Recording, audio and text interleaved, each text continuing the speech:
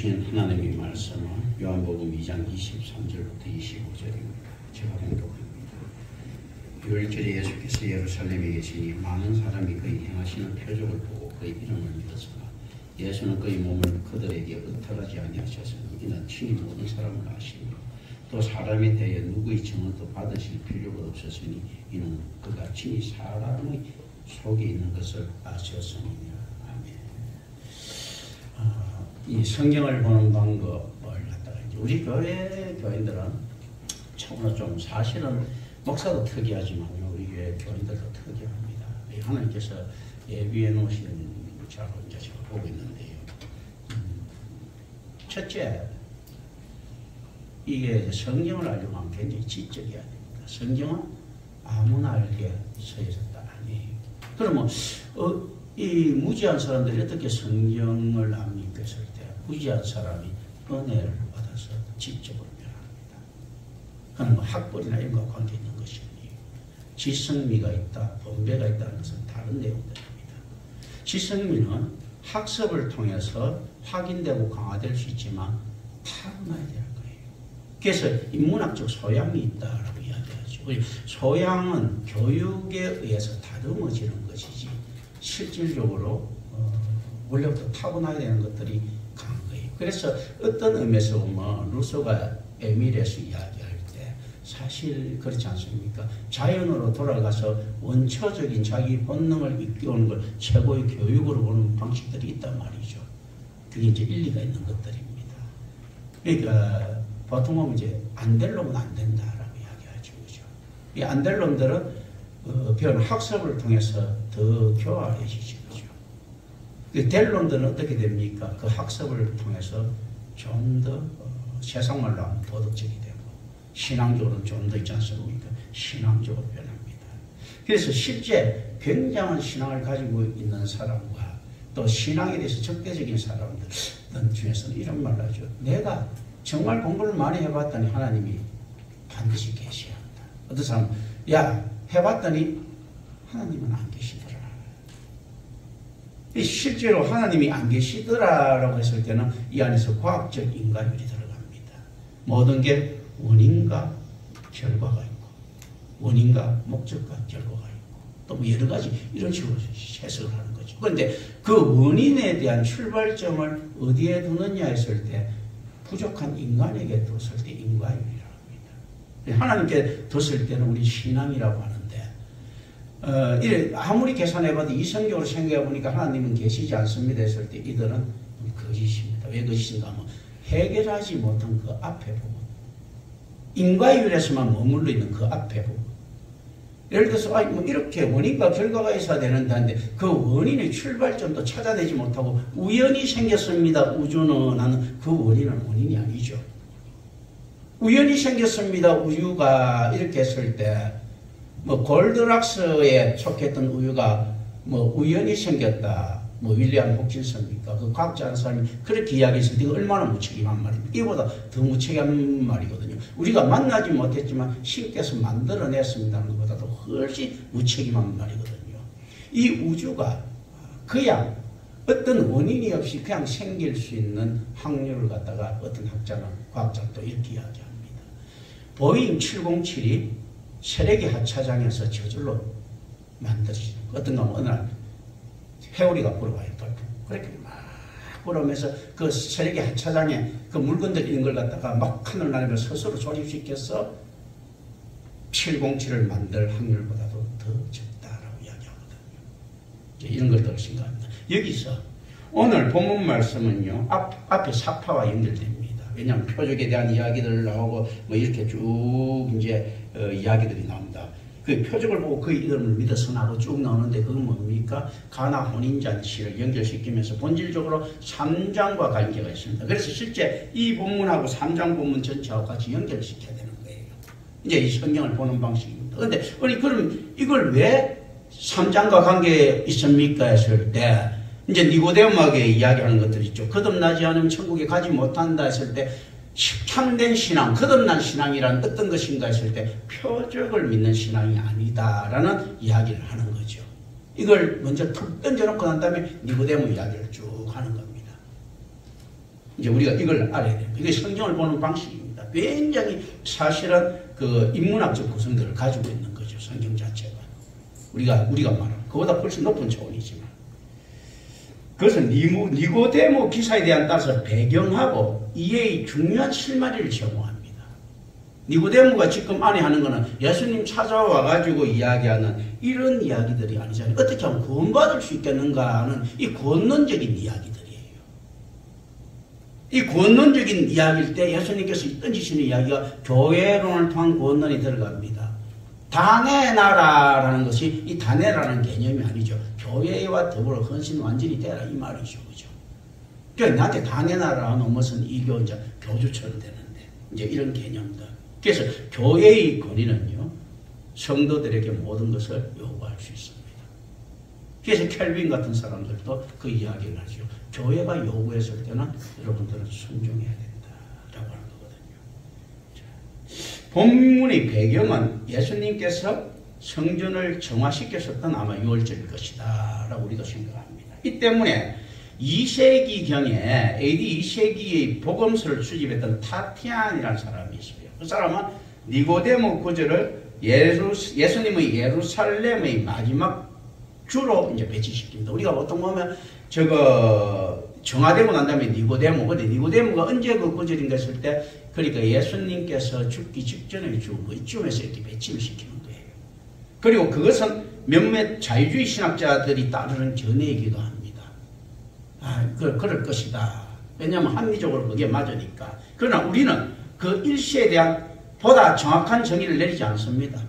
성경을 가지고 우리가 이제 내가 한참 의미를 던지죠. 이럴 것이다는 역사적 사실, 진사실은 이럴 것이다 하고 하지만요. 그 진사실이 중요하지 않습니다. 하나님의 의도가 더 중요하지. 그렇다고 진사실을 배제하고 하나님의 의도를 해석하려고 하게 되면 하나님을 모욕하는. 그리고 성경에 대한 불가해성이 있지만 모순성이 들어가게 됩니다. 불가해성은 우리가 해석할 수 없습니다. 불가지성, 우리 지식으로 알 수 없습니다 라고 이야기하는 이거는 맞는데요. 모순됩니다는 건 틀리는 거거든요. 그래서 진역사를 이해하지 못하면 성경에 모순성이 자꾸 들어가게 되는 거예요. 그래서 제가 그 의미를 던집니다. 성경은 모순되지 않다는 것을 보여주기 위해서 그 의미를 던지는 겁니다. 여러분들도 당연히 알고 있어야 되고요. 놀랍게도 임마누엘 교회에서 제가 그 수학을 봅니다. 지금 그렇다고 해서 모두 다 성도가 된 것이 아닌데도 불구하고 느낌상 어쨌든 간에 천국에 갈 수 있을 만한 사람이 될 것인가 했을 때는 자신할 수 없음에도 불구하고 지금 이것을 이해하고 있고 이 안에 들어오는 이 놀라운 기적의 현장을 봅니다. 제가 이야기한 그러니까 함께하는 이 현장을 보게 되는 거죠. 이게 기적이에요. 이게 뭔가 하면 표적 이상의 표적이에요. 이게 요 표적이 신앙으로 들어가는 표적입니다. 지금 가나의 혼인잔치 이런 표적은 구원받지 못하는 표적이라는 겁니다. 이 내용. 그리고 어떤 거면 니고데모가 이야기하는 이 내용하고 쭉 연결이 되는 겁니다. 무슨 말인가 하면요. 자, 표적이라는 것은 무엇을 돕습니까? 우리의 이성적 이해를 돕죠. 이렇게 하니까 그 예수님이 맞고 하나님이 맞겠구나 할 때 언뜻 보면 경건해 보이도 어떤 식으로 형성이 됩니까? 인과율이 되죠. 자, 이런 표적을 보였으니 하나님이다. 어디서부터 시작됩니까? 인간의 이성으로부터 출발합니다. 그런데 하나님의 은혜로부터 출발하는 건 다르죠. 하나님께서 은혜를 주셨으니까 이 표적과 관계없이 하나님을 믿게 되는 겁니다. 그런데 이건 인간율이 아니고 어떤 겁니까? 은혜죠. 은혜로 올 때 이거 원인은 무엇입니까? 했을 때 원인이 표적이었다면 성도들이 원인은 무엇입니까? 하나님의 간섭하심인 거예요. 성도의 견고한 인내가 왜 필요한가 했을 때 표적을 안 보여주면 안 믿는 신앙 같으면 견고한 인내가 필요 없어요.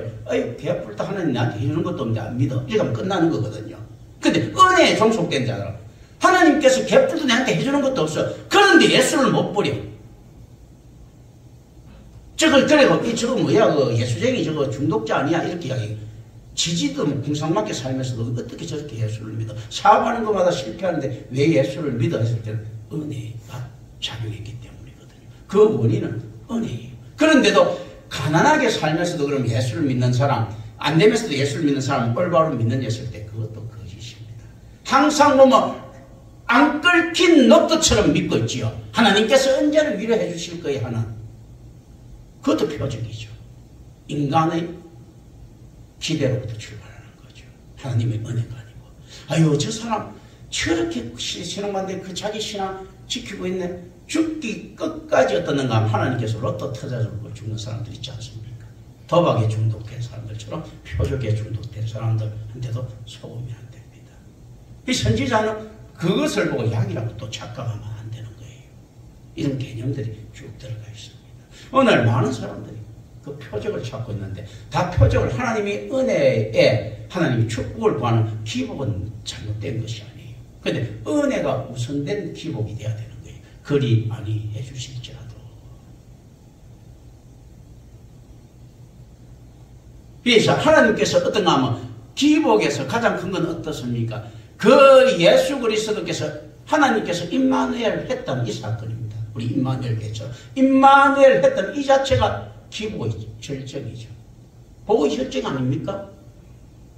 성경에서 이 복은요, 아쉬레.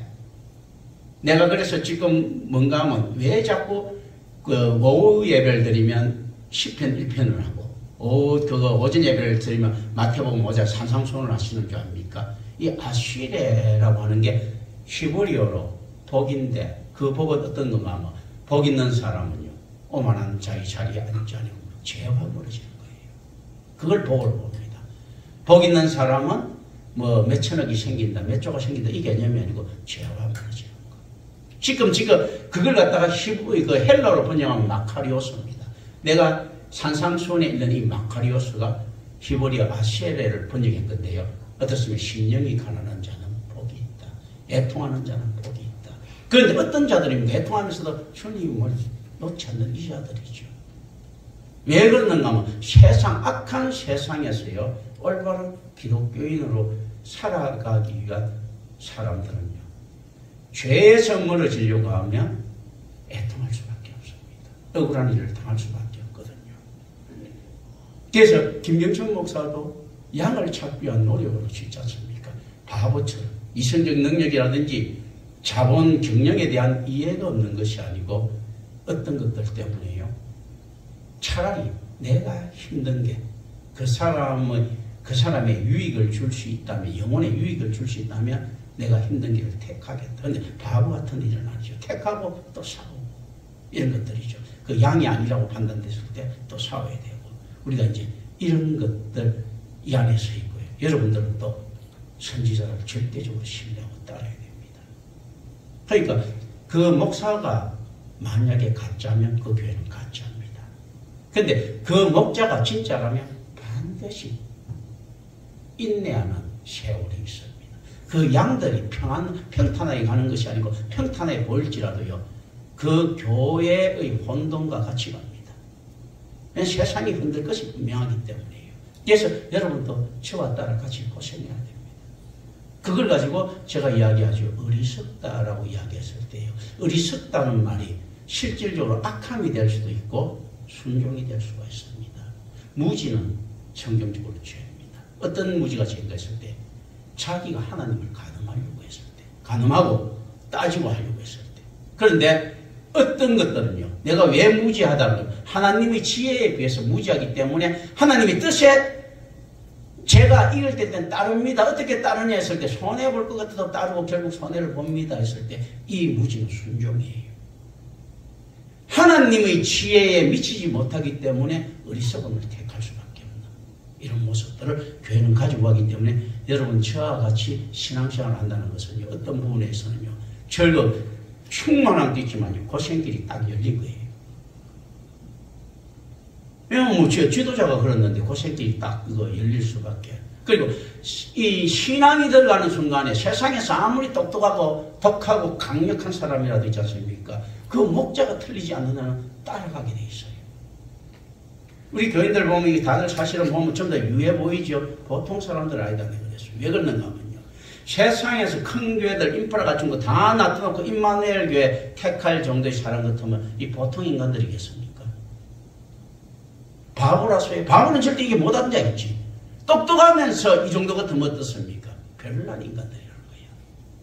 세상에 별난 인간들보다 더 별난 인간들이 참교회에 모여있는 거예요. 참교회인 줄 아니까 앉아있을 뿐입니다. 그게 참교회인 줄 아니까 어리석은 목사를 따라가는 거예요. 그게 자기 여기 살 길인 줄 아니까. 바보라서가 아니고 세상에서 손해보는 그 목사의 어리석음을 따라가는 겁니다. 역으로 이야기하면 어떻습니까? 제가 만약에 이놈 저놈한테 뒤통수 사람 그거 안 맞고 정체성이 확실한 목사 같으면 신뢰가 있겠습니까? 영적으로?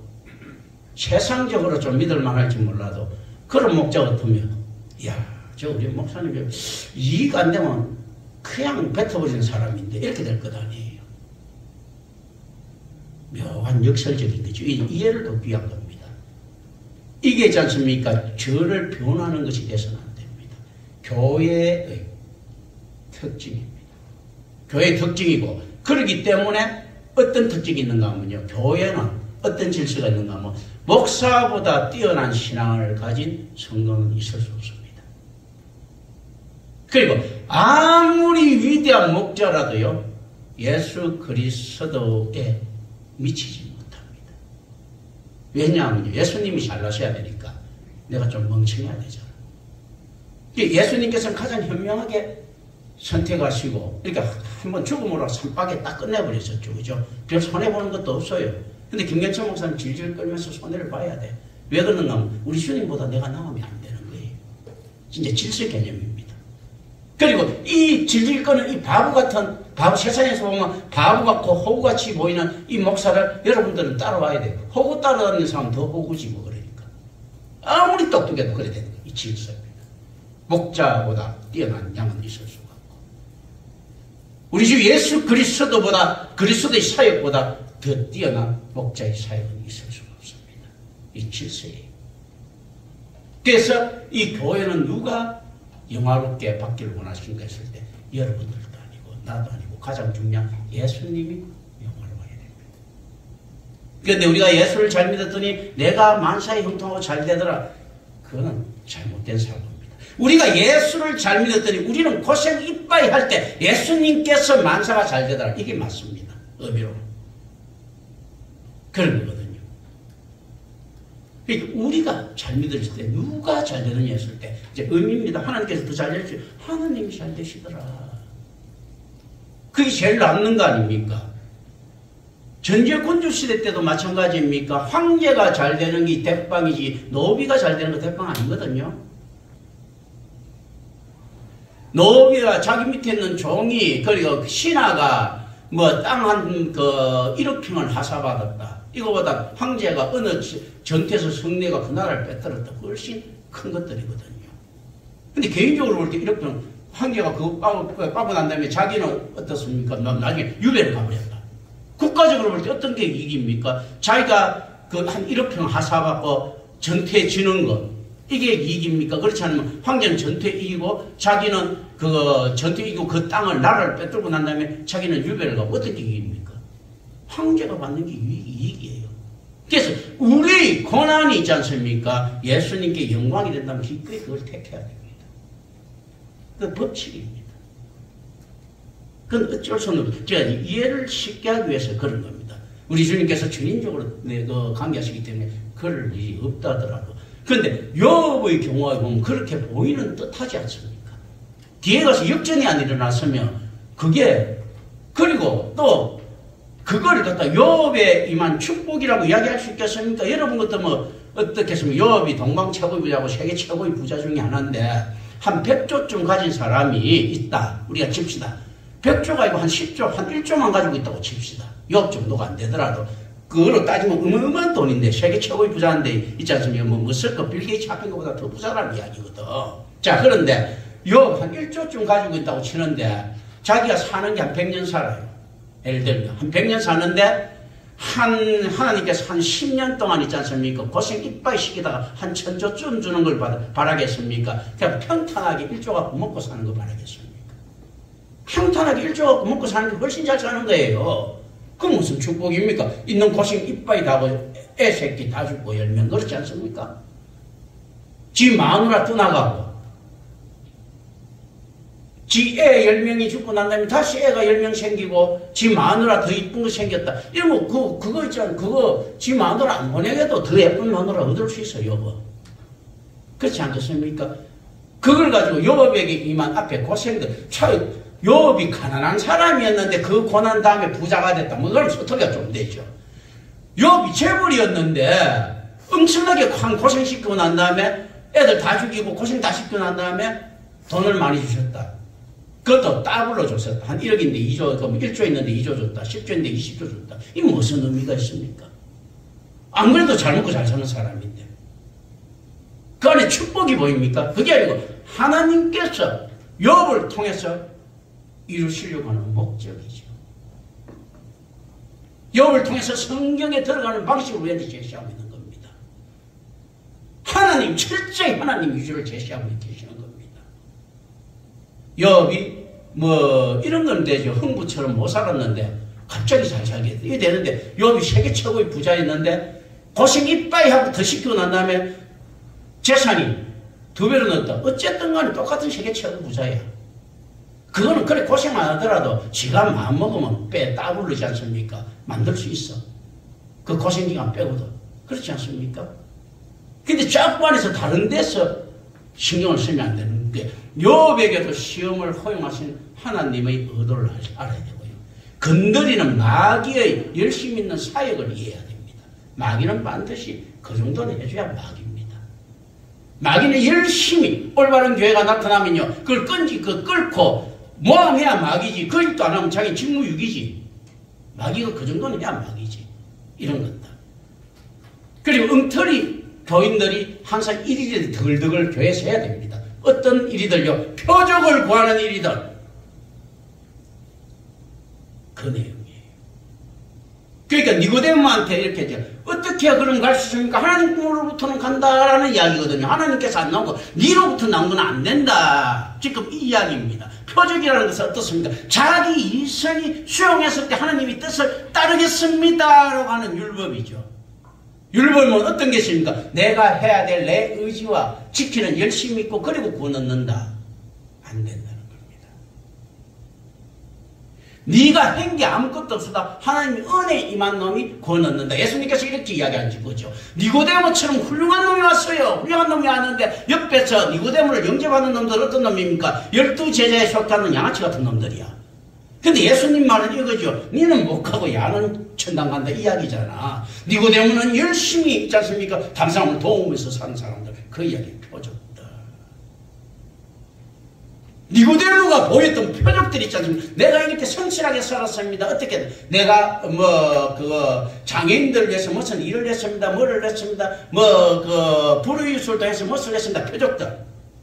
이거로 구원받는 것이 아니고 어떤 겁니까? 하나님과의 관계 속에서 너가 은혜 받았느냐? 다 내놨느냐? 뭔가면요? 우리가 자선을 이야기하고 윤리 도덕을 이야기할 때는 뭡니까? 자기가 지켜야 될 것이죠. 표적이죠. 그런데 구원은 어떻게 받습니까? 왜 다 내놔랍니까? 네 거는 없고 하나님으로부터 출발하는 겁니다. 자기 걸 다 내놨을 때 하나님으로부터 출발하죠. 아니 저거 내 돈 가지고 저 구두 사는데 하나님께 다 내놓으면 그건 무슨 네 돈이야? 하나님 돈이지. 지금 이 이야기입니다. 네가 선한 행실이 있으면 그건 네한테 무슨 선한 행실이 있어. 다 하나님께 내놨으니까 네가 하나님 건데 하나님 일이지. 하나님께서 하셨다. 불의 이웃을 돕더라도요. 우리를 통해 하나님께서 하시는 그게 돼야지. 우리를 사용해서 하나님께서 우리의 행위를 갖다가 보고 그걸 하셨다. 이거 아니. 우리를 통해 하나님께서 하시는 거예요. 우리는 철저하게 도구죠. 그럴 때 이제 이런 부분들을 이야기하고 있는 겁니다. 24절에서는요. 예수님을 단지 표적들 때문에 믿었던 자들에 대한 신앙의 부적절성에 대한 지적이 설명되고 있습니다. 따라서 예수님께서는 그들을 신뢰하지 않습니다. 예수님께서 신뢰하지 않는 자들을 갖다가 우리가 신앙인이라 할 수 있겠습니까? 많은 사람들이 지금 예수 부적 가지고 지금 앉아있죠. 예수님께서는 그들을 신뢰 안 한다는 이야기입니다.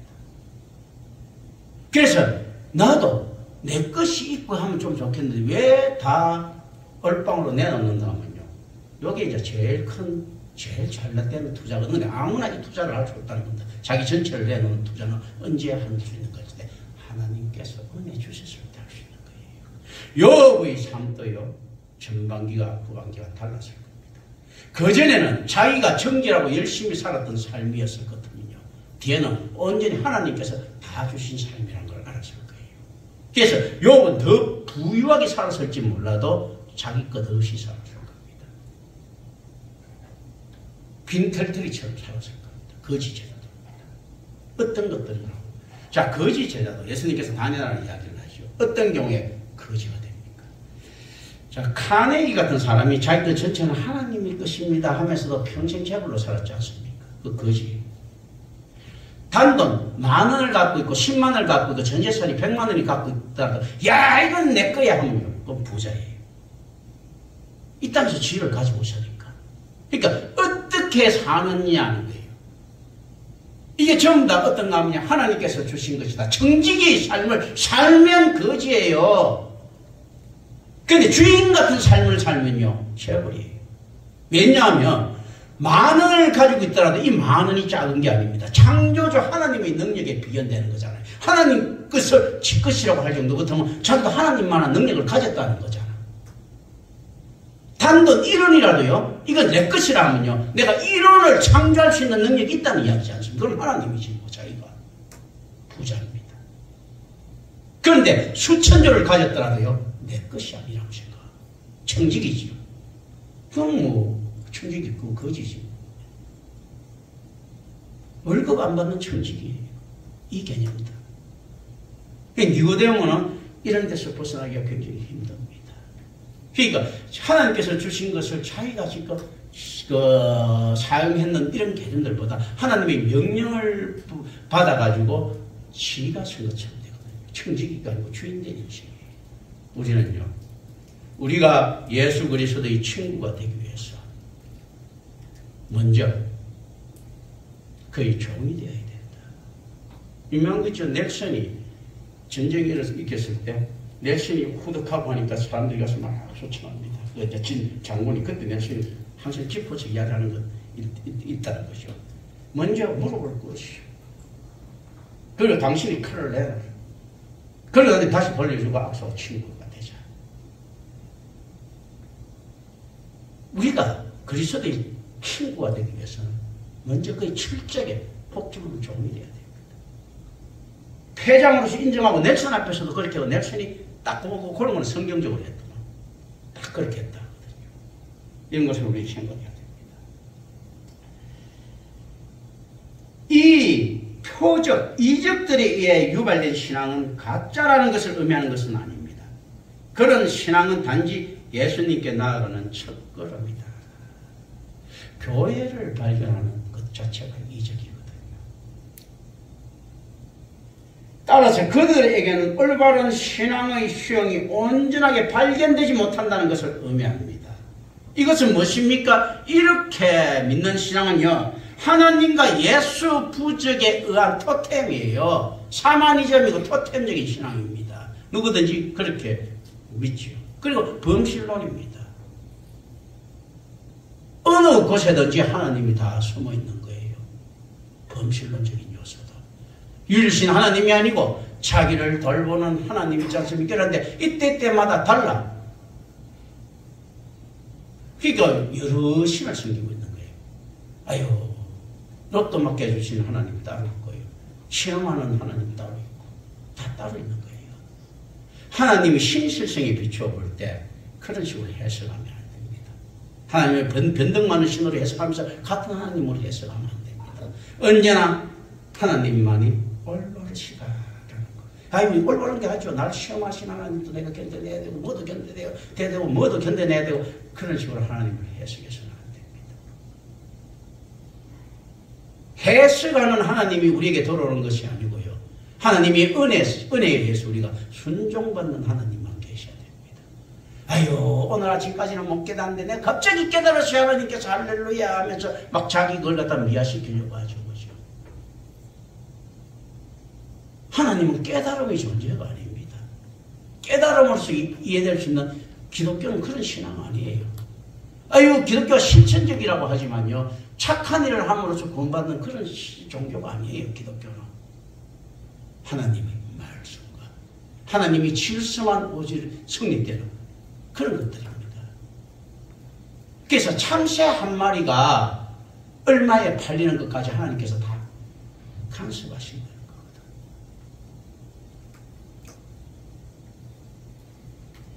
예수님께서 행하신 표적 자체에 대한 믿음으로는 따라서 영생을 얻을 수가 없습니다. 믿음으로 영생을 얻는 것은 인간의 능력이지만 인간의 영역은 아닙니다. 자, 우리가 믿음으로 믿습니다 할 때 인간의 능력 맞죠? 하나님께서 전인적으로 했기 때문에 능력은 맞는 것 같은데 영역은 아니라는 겁니다. 하나님의 영역입니다. 은혜의 영역이에요. 그래서 착각하기 쉽죠. 이거 우리 능력으로 믿은 건 아닌가 착각하고 싶지만 그건 아니죠. 믿음으로 영생을 얻는 것은 인간의 능력이 맞아요. 그죠? 근데 영역이 아니더라. 묘하죠. 숙고해야 될 부분들입니다. 능력은 맞는 것 같은데 영역은 아니다. 왜 능력은 맞게끔 해주는가? 하나님께서 우리에게 그걸 인정해 주실 때 우리 예수 그리스도와 연합될 수 있는 끝이라도 생길 것 아닙니까? 명분이죠. 명분. 전쟁을 일으키도 명분이 필요하고 축복을 줄 때도 명분이 필요한데 하나님께서 어떻습니까? 우리가 전적 타락인 우리가 아무것도 할 수 없음에도 불구하고 따라왔던 하나님의 은혜에 의했던 어떤 면에서 수동적으로 움직였던 이것을 우리 적극성으로 능동적으로 인정해 주시는 이런 부분들이죠. 예수 그리스도의 인카네이션과 죽으심과 부활하시면 삼일째 하나님의 페르코레시스 상호순환이 들어있죠. 그런데 어떻게 이야기합니까? 예수님의 공로처럼 그리스도의 성질을 이끌죠. 분명히 그 안에서는 성부 하나님의 작정이 계셨는데 우리의 구원은 성부 하나님의 작정이 계셨는데도 불구하고 어떻게 됩니까? 우리가 자꾸 잘 떠드는 자유의지 발로처럼 자꾸 이야기할 수 있는 게 자유의지라는 것은 그거를 가지고 구원받을 수 있는 의지를 이야기할 수 있는 것 아닙니다. 구원 못 받을 수밖에 없는 의지인데 이것도 어떻습니까? 우리 능력에 속한 것, 우리 의지를 개입시켜서 하나님께서 이심칭이 의롭지 못한 자를 의롭게 해주시는 근거로 삼으신다는 거죠. 구원받지 못할 자를 구원받게 해주시는 하나님의 능력을 사랑, 선택이라고 합니다. 처벌받아 마땅한 자를 처벌하시는 하나님의 공의, 의로우심을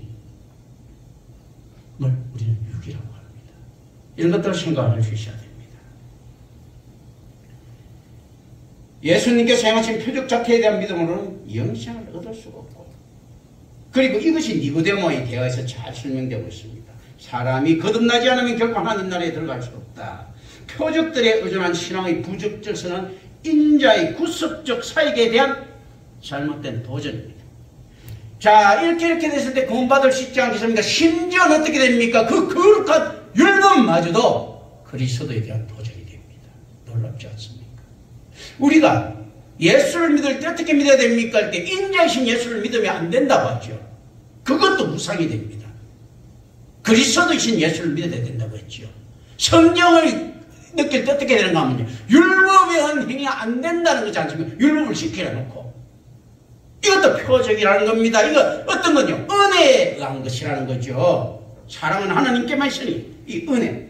율법의 이야기들이 사랑이라는 이야기거든요. 그런데 사랑은 누구에게 있다고요? 내 고백 사랑은 우리에게 있는 것이 아니고 하나님께만 있다고 하지 않습니까?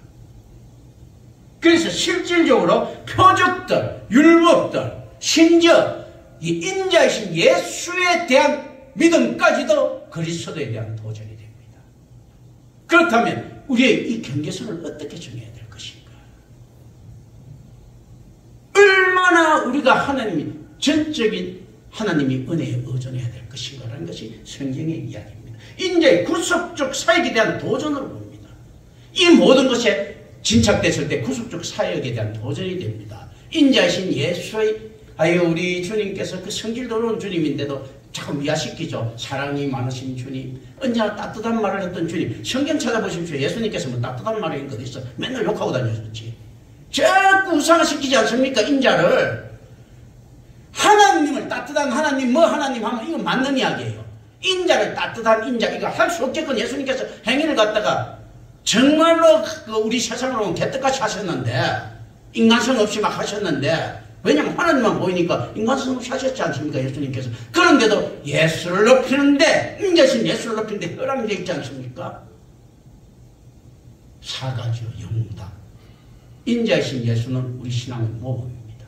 이걸 따라야 되는데, 어떻게 만듭니까? 모범이니까 인과적으로 만듭니다. 착하게 착하신 예수님, 뭐하신 예수님, 뭐하신 예수님한테 우리가 찻대고 폿대고 정말로 안에서 냉정한 눈으로 한번 볼까요?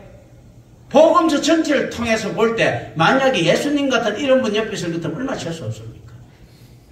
칭찬하는 예가 없어 맨날 욕만 하지. 좀 잘했다고 칭찬받으려고 해도 맨날 욕하지 않습니까? 사탄아 물러가라 해서 예수 그 시몬한테도.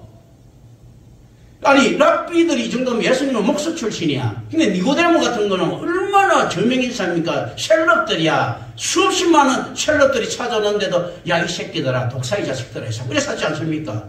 얼마나 재수없는 인간이야. 소록도에 가서 있지 않습니까? 저거 안에 30명 걸린 사람들 위로는 떡 갔는데 그 정치가들이 떡 갔는데 이야기하면 야 이 빌어먹을 새끼들이야. 뭐 이렇게 해보세요 이거. 예수님이 사회적 지위가 뭐가 있어? 없거든. 그리고 끌고 다니는 사람들이 뭐 저 지명도 있는 사람입니까? 기껏해야 저거 어부들이고요. 공직 비슷하게 있었던 사람이 해봤자 셀이야. 그런데 바리새인 사도개인 같은 당대의 지성들이 와가지고 당대의 권력자들이 와서 하는데도 예수님께서 어떻습니까? 아유 어서 오십시오. 차라도 한잔하시죠. 이렇게 이야기한 게 독사의 자식들한테 이거 얼마나 실수하는 소리예요. 그 예수님 제자들 자기한테 뒷바라지 수발 엄청나게 들어. 뭐 옷도 빨아주고 있잖아요. 밥도 지어주고 하는데 어떻습니까? 내가 언제까지 니들과 함께 있어야 되겠느냐. 이 멍청한 놈들하고 계시지 않습니까? 예수님께서. 뭐가 어디서 사람이 발견되는데? 그런데 왜 사람이라고 하는 것은 또 올바른가 하면 하나님의 복음을 전하는 이 자체. 복음의 토대가 되기 때문에 이 자체는 사람입니다. 그런데 인간적으로 한번 쭉 살펴보십시오. 그러면서 예수를 지금 우상화시키고 있지 않습니까? 강력하게 하는, 틀린 것을 강력하게 바로잡아주는 예수는 간 것이 없고 모든 것을 다 이해해주는 에큐메니칼 예수만 지금 들썩거리고 있지 않습니까? 목사가 예수 따라서 성질 들어오면 올바른 말 하면 그거는 뭐 인기가 없어요. 그런데 그거 따라서요? 마귀 새끼 따라서 좋은 말 해주면 인기가 있어. 그죠? 어떤 것 하면 인기가 있습니까? 이야기지. 니들이 야 선악과 따먹어. 니들이 하나님과 같이 된다. 오늘날 그러고 있지 않습니까? 장로, 권사, 목사들한테 야 니들이 하나님같이 돼. 니들이 종교인으로서 존경받아. 지금 이러고 있지 않습니까? 여전히 선악과는 우리 앞에 놓여있고 다 따먹고 있는데 우리가 아담과 더불어 같이 선악과 따먹은 놈들이에요. 다들. 그러거든요. 그래서 25절에 또 말씀을 이해하기 위해서는 인간에게서 감춰진 7가지를 찾아야 합니다. 이게 실제 성경을 하는 게 쉬운 일이 아니에요. 자, 25절에 보면 어떻게 되십니까? 또 사람에 대해 누구의 증언도 받으실 필요가 없었으니 이는 그가 친히 사람의 속에 있는 것을 아시았습니다. 그런데 이 7가지 발견 안 되고 이건 무슨 해석이 됩니까? 뭐 증언 받을 필요도 없다. 그러니까 뭐 이래 신적 근이 있으니까 알고 저놈이 거짓말하는 걸 알고 뭐 어쩌고 한다 뭐 이런 거 있잖아요. 그러면 이 예지에는 비슷하게 되거든요. 이렇게 가면 안 된다는 거지. 어떤 것들이 있는가 하면 하나님의 속성을 생각해야 됩니다. 사람과 공의 속성을 첫째 알고 들어가야 됩니다. 자, 인간에서 감춰진 7가지가 최소입니다. 이거야. 즉 어떤 것이 감춰지는가 하면 죽음의 날. 자기 죽음의 날을 알아야 되는 거예요. 이 안에서 이걸 갖다가 했을 때요. 왜냐하면 이게 구속자의 사역이지 않습니까? 그러니까 자기 죽음의 날. 또 어떤 건가 하면 죽음을 받을 때 과연 위로를 받을 때 위로의 날이에요. 위로의 날. 또 어떤가 하면 심판의 정도. 어떤 심판을 받을 것인가는 이것들이 이제 이 안에 감춰져 있는 거예요. 또 어떻습니까? 자신의 상급. 너가 하나님 앞에 상급을 받을 만한 거예요. 또 어떤 것이 감춰져 있습니까? 다윗 왕국의 회복 시기. 거룩한 성 예루살렘이 언제 나타나느냐? 하늘과 땅이 언제 나타나느냐? 성도 올바른 교회는 언제 나타나느냐? 시온성과 같은 교회가. 여러분들은 임마누엘 교회는 진짜 교회입니다. 시온성과 같은 교회를 만난 거예요. 다윗 왕국의 회복 시기를 지금 만난 겁니다. 또 제압된 나라인 로마가 멸망할 시기. 역사적으로 많은 바벨론과 로마가 존재했고 지금도 수십 많은 바벨론과 로마가 존재하고 있지요. 언제 로마가 멸망한가? 신에 대해서 가장 적극적으로 받아들이는 나라들입니다. 이 나라들이 바벨론과 로마. 오늘날만큼 편만하게 종교가 수용되는 데가 있습니까? 포스트 모던 자체가 자기가 믿으면 종교가 되는 시기입니다. 인도에는 한 1억 5천만 개 이상의 종교가 있고 바벨론과 로마죠. 인도나 일본에 가면 기독교가 잘 전파될 겁니다. 일본에는 신사위에 기독교 하나 하고 인도에서는 1억 5천만 개 신 중에 하나로 갈 것이고 그런 거거든요. 이 존재했습니다.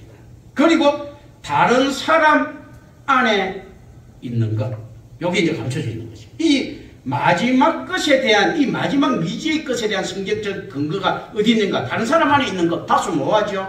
이 성경적 근거가 예레미야 17장 10절에서 찾을 수 있습니다. 나 여호와는 심장을 살피며 라고 하는 그런 의미에서 예레미야는 한번 볼까요? 예레미야 17장 10절.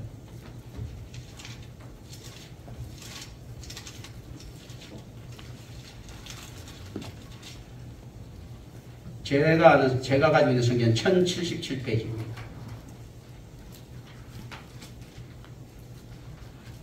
자, 우리 내가 그거 잘 아는데 같이 이거는 다 같이 한번 읽어볼까요?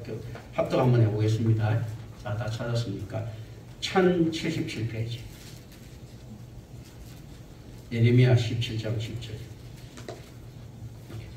시작. 나 여호와는 심장을 살피며 폐부를 시험하고 각각 그의 행위와 그의 행실대로 보응하나니 하는 근거가 들어가 있는 거예요.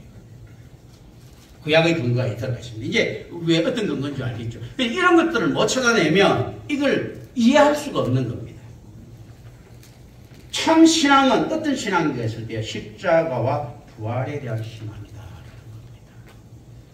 십자가의 제자도 부활, 죽음과 근처를 이겼다는 부활을 믿어야 됩니다. 부활의 신앙이 왜 중요한지 압니까?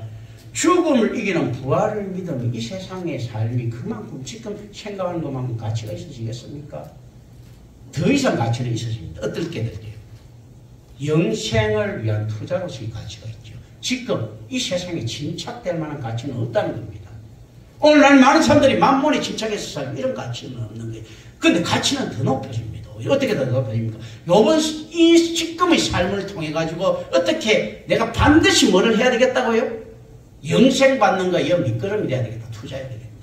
이렇게 되는 거예요. 얼마나 보람이 있습니까? 그렇게 되면 진짜 자기가 지금 막 거지처럼 살더라도 뭐처럼 살더라도 저처럼 기초수급자로 살더라도 전혀 안에서 꿀리는 게 없는 거예요. 그거. 그렇지 않습니까? 영생에 지금 투자하고 있는데 내가 기초수급자란 말하면 딸딸 털어갖고 내가 지금 다 투자해놨잖아. 그렇지 않습니까? 세상적으로는. 제 삶이 없다는 거 딸딸 털어가 다 투자해놨는데 여기다가 딱 박아놓는데 세상 주식이 안 바꿔놓고 하나님의 주식에 딱 지금 계속 지금 박아놓는데 이게 부활에 대한 신앙이 그래서 중요합니다. 부활이 죽지 않는다는 거잖아. 죽지 않는데 지금 현 세상에 투자할 만한 이 어리석은 사람이 어디 있습니까? 영생에 투자해야지. 그런데 왜 그럼 현 세상에 투자합니까? 부활, 말짱 꽝이야. 영생 꽝이야 하면서 영생 하면 우리 영생 받습니다 하는 건 부적이지. 혹시나 그거 달게 실제로 안 믿는다는 겁니다. 깊은 곳에서는 영생에 대한 소망이는 없고 있지 않습니까? 이 세상이 다한 거예요. 그런데 혹시라도 영생이 있으면 큰일 나니까 부적 하나 사놓는 거야. 이 부적값을 갖다 전재산 줄 수는 없지 않습니까? 주식은 전재산 투자할 수 있어도 부적에는 전재산 투자할 수는 없지 않습니까?